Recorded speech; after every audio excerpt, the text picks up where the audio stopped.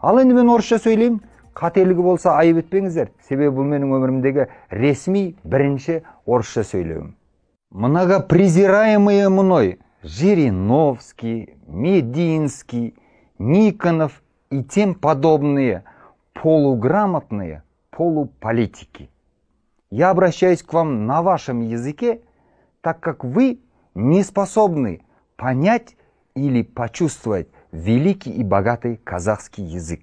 Вы всячески пытаетесь нарушить наше единство или посягнуть на нашу независимость. Но все это тщетно. Скажу вам откровенно, мне вас жалко, так как Казахстан – это не только многонациональное государство. Свыше 100 национальностей, проживающих у нас, уже не только друзья, а родственники. Так что у вас ничего не получится. Забейте в свои пустые головы. Вы никогда ничего не добьетесь. Вы никогда не сможете сделать из нас Украину, Сирию или какую-нибудь подручную колонию. Потому что у нас земля священная.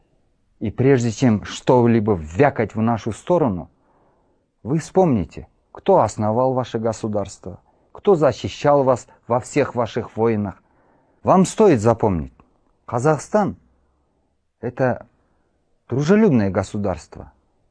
Но когда дело касается независимости или чести народа, мы стоим до конца.